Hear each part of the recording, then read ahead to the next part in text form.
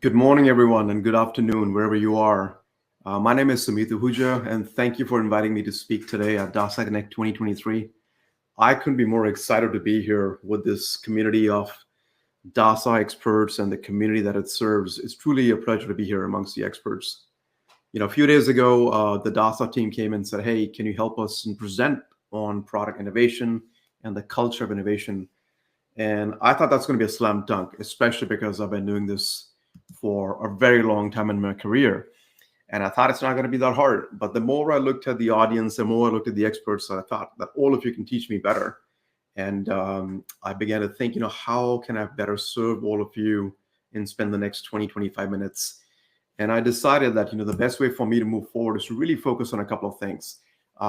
It is to really demystify product innovation, to really uncover for you the way I see product innovation, and then tie that to how digital transformation and DevOps in turn can drive that culture of product innovation. So with that, what's on deck today, the things I want to cover, I'll maybe give you a few seconds on, my profile, who I am, why I'm here, why you should be listening to me. I want to get to the root of product innovation, what I see as the main ingredients of product innovation. More importantly, I want to spend a few minutes on just like a rapid fire view of the lessons that I've learned, the battle scars on my back from the things I've learned along the way in the last 20 plus years. I want to get a little tactical as well. I want to talk about a few things that are very, very specific to digital transformation and DevOps. And then maybe a few examples that may resonate with you. And then we wrap it up with a few parting thoughts that hopefully will help you in your DevOps digital transformation lives going forward. So with that, as I mentioned, I've been in the product space for about 20 years in different industries. I've worked with the legacy companies like AT&T, spent a few years at PayPal and FinTech, and more recently in the blockchain and crypto space, the Web3 space with Circle. I'm also a startup advisor and investor. I'm associated with a couple of different institutes and universities where I speak and coach and mentor. And I find all of this really exciting, a way to give back to the community, which is why I'm here today as well. So with that, when I ask folks, what do you think about when I say product innovation? What is really at the root of it? Here's my view, what I think about product innovation. And pardon the slide, this is where the engineer in me comes out. You'll see, boxes and arrows. But I think it's important for me to share this to really level set on how I see this space and how it ties in with the space that you operate in. So to me, product innovation, essentially, there are a couple of different ingredients, right? Things could be different from different points of view, but the way I see it is there's customer centricity. There's, the ecosystem that you operate in. There's also the leadership that helps product innovation happen. And there's obviously the DevOps angle, the agility piece. I always tell people in the teams that I lead that from a customer standpoint, don't get fixated on the solution. You really got to be tied in with the problem statement. Otherwise, you're going to be really siloed in your view on what you're trying to do and lose focus on the problem that you're trying to solve. Markets and ecosystems. This is really, really important because you can't be operating, trying to innovate in a silos. There's things that are going to change. There's the competition. There's the vendors. There's the system integrators and more. And all that impacts what you build, what you innovate, and how you innovate. I cannot emphasize this enough, but leadership in the organization is probably the most critical thing in my view. It's really the center of the organization that sets the tone. It sets the context. It really allows for the iteration. It sets the culture of experimentation and how things get done in a team setting. And last but not the least, and you guys are all very familiar with this, is really the agility piece, how you can have that culture of quick deployment, iteration, and moving forward. Now, if you haven't guessed by now, this is the way I see it. But honestly, this all needs people, it needs tools, it needs processes in place. And guess what that is all about? It is about digital transformation. So like I said, all of this kind of ties in with setting the culture, setting the tone, setting the right framework to make innovation in an organization happen. But I'll also be honest, digital transformation, in my view, it's not a silver bullet. There could be many other things outside of this, what you see on the slide, that do lead to a culture of product innovation. And what those are, that can vary from team to team, from company to company. And we can sit and debate what those are. But I still believe that digital transformation on its own is at least one of the key enablers of driving product innovation. And as I said in my opening remarks, all of you have been living this digital transformation journey in your careers. And I'm quite sure that you'll agree with me that what I have listed over here as the building blocks of innovation, product innovation, do relate directly with the work you do in DevOps and digital transformation. So with that said, I wanted to shift gears a little bit and not sound so academic. I wanted to really share the lessons I've learned along the way, things that I think are more relevant, more real. And we'll do this in a rapid fire style. I have 7 lessons. I'll fly through these quickly. And the first one being, no surprise here, right? Organizations are living creatures, just like you and I, living organizations. They breathe. There are people involved. They mature, they change, and they stagnate and they die. So unless you are actually treating your teams, your organizations as living beings, you're doing a disservice to them. You have to manage the personalities of organizations, startups, large teams, big organizations, legacy organizations. They're all different. Each one has a personality. Evolution doesn't stop. This sounds a little philosophical, but you know what? If we hadn't moved on from lighting a fire to the wheel, to the steam engine, to planes, and now obviously to desktops and computers and digital technologies, we wouldn't be here. Absolutely not.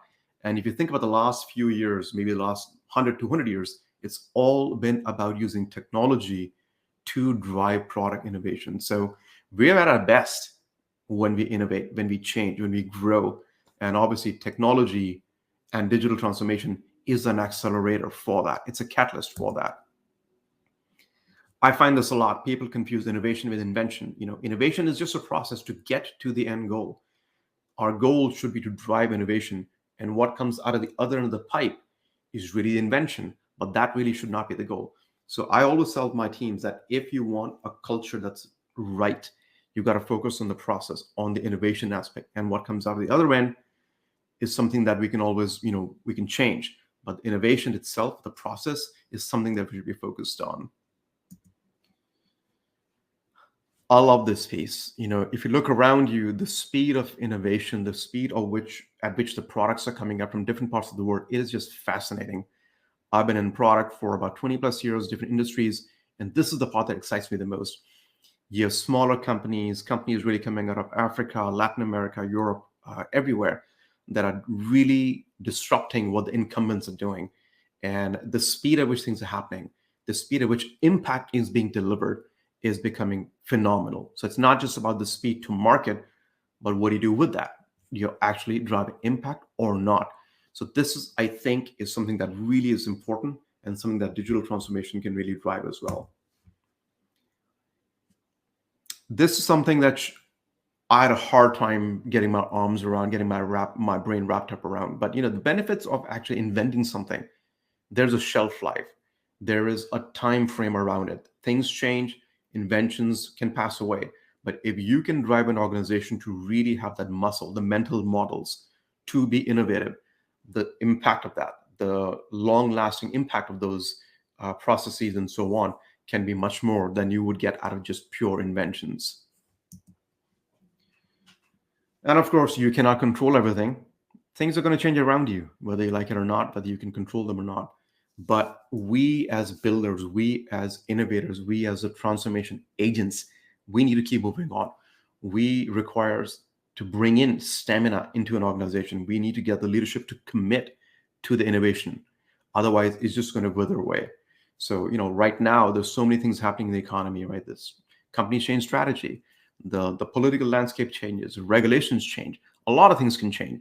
But what you need to do is stay on course. Detours are all right. Failure is an option, but standing still with that failure is not an option. Changes will happen. And last but not the least, and I'm pretty sure that all of you digital transformation experts, DevOps experts will agree with me that, innovation, product innovation is not magic. It takes work. It takes teams. It's a confluence of many factors that get us there. It's not just one single event in time. It's something that happens over time. And innovation, as I said earlier, is a process. There's no secret recipe. It takes work. So those are some of the things I did want to just leave out here with you, and hopefully they help you. But these are some of the things that I've found very valuable, almost my life lessons, to be honest, in my career, that have helped me drive product innovation in all the companies I've been at, in all the startups that I advise and mentor. These things really help me take the next level of innovation. Um, with that, you're like, hey, Sumit, that's great, but can we really dial this back a little bit? Can we really get tactical? How does this really tie in with digital transformation? So as you can see, the engineer in me is back again. You got the gears in here. But the point is that, products and tools, people, leadership, processes, they all work in unison. And if they don't, you're not going to be able to drive that change that you want. So with that, let's talk about some really important factors that lie underneath these three critical gears that I just shared. So it always begins with people. And, I've been in companies where you bring in the outside consultants, and the first thing I always ask them is, what is the first thing you want to do? And it really is to bring the mindset into the teams in the organization, especially with the leadership teams, to drive innovation forward. Digital transformation is about rewiring our brains. It's about building those neural highways and mental models where we can have the acceptance that we need to change. We have the recognition that we need to make changes in the team. We build that culture of failing and moving on from that failure. And again, it begins with the leadership teams, the motivation that they need to get in place, the incentive structures that they put in place. A lot of the work is also related to hiring the right talent that you bring on the teams. Innovation is something that I believe can be it can be learned, it can be taught, and I'm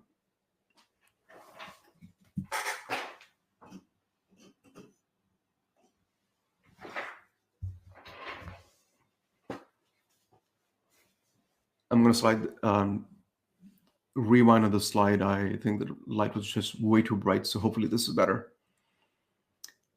So the people aspect, I think, is the most important part of this puzzle. It always begins with the people. Whenever I've seen consultants come in, I always ask them, what do you want to start with? And the answer is, we need to start with the leadership team. We want to start with the people. At the end of the day, digital transformation, it is about rewiring our brains. It is about change. It is about building the mental models and reconnecting those neural highways in the right direction so we can promote digital transformation, so we can promote innovation. So if the leaders are not on board and they themselves are not transforming, it's going to be very hard to bring this agenda forward. Talent, hiring, upskilling, all those things matter. And what digital transformation also includes, in addition to tools and processes, is the ability, is the idea that we have to upskill. We have to change the way we think. Incentive structures for the marketing teams, for the sales teams, for the product teams, and everybody else around the teams, in all different teams. It is really important that the organization aligns itself in a way that the incentives are structured to promote innovation. And it is really important that the teams themselves are not living in silos. They are actually working forward in connected teams.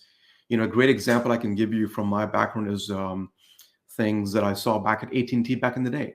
It's bringing in succession leaders. It's bringing in programs that can drive a new wave, the new bloodstream of the company that can challenge the legacy structures.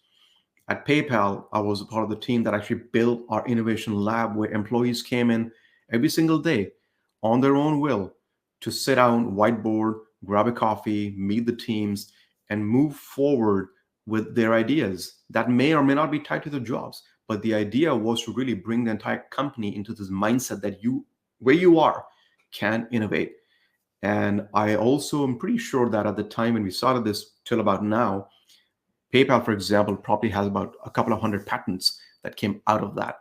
Innovation happened because we enabled it through these enabling of connections with employees, the right incentive structures.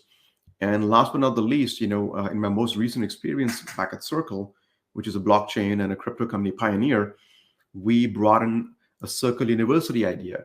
So AT&T has a AT&T University, PayPal has university, Circle has university. Learning and development programs are super, super critical. You have to invest in your people. There's different companies, smaller companies that cannot have all of these resources, but you can start somewhere. So I'm a strong believer in getting these structures set up to move forward with the innovation agenda. Again, here, the engineer comes back. But I mentioned this earlier. If we had not moved on from rocks and stones to spears to digital technologies, we wouldn't be where we are today. And if you really break down the different workflows, if you really dig deep into the different teams of any technology organization, you will find that they're using scores, maybe hundreds of tools across the organization to move their product forward, to build their product, to run the organization and the operations. And I strongly believe that, in the last, I would say 4 years during the pandemic and after, the visibility and availability of different tools for product management, for development, whether it's AI tools, whether it's tools for analytics, whether it's tools where people can collaborate in distributed teams remotely around the world. And you can see a whole host of tools that I've mentioned here on the screen. I won't go through those, but I really believe that every single value chain that we have to get products from concept to delivery, there are many tools around that. And the pandemic really amplified and made all of this more and more visible. My hypothesis is also that, as the focus in the economies, in teams, shifts from just pure simple growth to productivity and profitability, especially in an economic downturn, the reason to have more tools, effective tools, is only going to increase. Companies, as they become more and more product led, will see more usage of tools to really unleash the power of product managers, unleash the product teams and others to focus on what they do best, which is really knowledge work versus redundant work, right? So yeah, it allows for driving efficiency. Tools allow you to iterate. It brings in a whole stream of data that can help you to move forward with innovating and building new products as well. And of course, it's really important that the teams stay connected using these tools. So sometimes it sounds boring, but I do believe that tools can lead to that invisible edge that companies hold to really make strides forward. It can be that competitive edge internally and externally based on what you're using as tools to move your agenda forward. And the last thing I'd say is, a tool is only as good as its user. A tool is only as good as what you're trying to do with it to solve a problem. So going back to the earlier slide about investing in your people, in training and upskilling, this goes hand in hand with that. You've got to be able to train your people to be able to lead with the right tools and use the right tool sets to innovate. And I think you'll see more and more focus on this in the different companies that you work with, is around the right set of tools, which of course, digital transformation is bringing in the right tooling as well. And the last aspect, which I find, and I'm sure you will too, as most critical around digital transformation, is around processes. Processes get a bad rap. A lot of people have some kind of negative reaction to processes. But I feel that, people can change, leadership structures can change, the tools come and go. But if you can really embed the right processes in an organization, if you can codify the right processes in an organization, big or small, they can last longer. And they take out the confusion, they take out the ambiguity of how things are getting done. And if you can build things that are more repeatable, things that are more predictable, it'll allow you to build on top of those.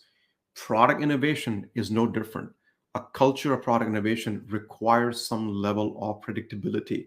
It requires some availability of processes that allow you to have no confusion about what lies underneath an organization's path forward.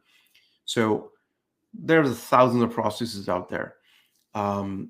In my view, from my experience in the last few years, I put a few here which I think are most critical, especially moving forward. And again, there's many more processes all over the place, but it's really important to focus on what I call product discovery. That's what you see here on the left side. product management these days is getting very focused on tying themselves, product managers tying themselves, product designers, engineers, and everybody else, really centering around what is it deeply that the customer cares about. And you find that, you iterate on that. And it's not a one time thing, it continues on. It's a continuous discovery, it's iterative. So if you can actually use discovery as a weapon in your product teams, it's going to be something that's going to help you take your products to market throughout the lifecycle process as well. It's something that can be formalized, it can be taught. So it's not a notion that's just academic. The second thing is around DevOps. Um, all of you are the experts here about agile versus waterfall and how continuous integration, continuous deployment happens. But it's really important to understand this process can actually lead to business benefits. It can lead to wins with the customer. I always believe in progress over perfection. So small wins more often versus the home run that you want to hit each single time. And in my experience, when we were back at PayPal, we trained the entire teams around this process, including about product discovery. Um, and now, if you look at the way things are happening, there's a lot of emphasis, especially in fintech, around governance, GRC, governance, risk management, compliance. And you'll ask me, Sumit, why is this important? Why is this new thing that you're putting out there called GRC in the processes? And you'll see when I give examples later on. But I strongly believe that if we build products right, if we can engage the right teams, including GRC teams, they can add a value, a competitive value in the experience. They can actually lessen the burden of onboarding customers because you're really simplifying things from the compliance standpoint.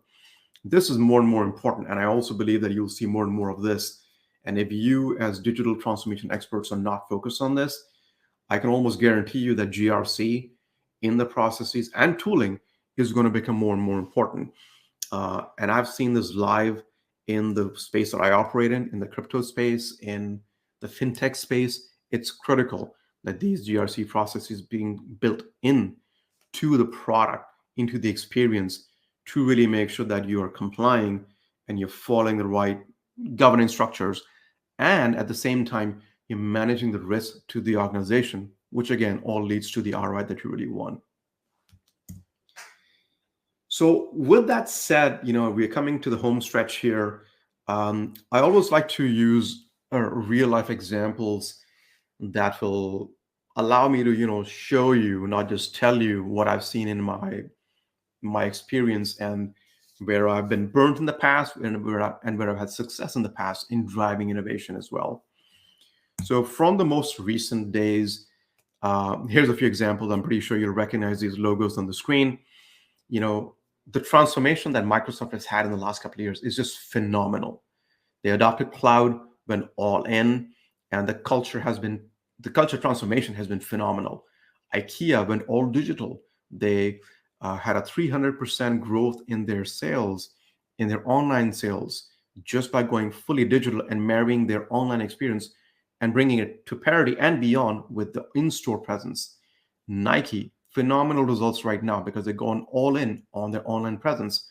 And the last example that is here on the screen about digital transformation done right is what's happening in India, where Jio is taking everything digital. At the same time, failure is important too. Christmas season last year, Southwest Airlines, the poster child of customer success, customer service, they hadn't digitized in 15, 20 years. Guess what happened last year? They landed up canceling about 20,000 flights in the peak time because they hadn't digitized.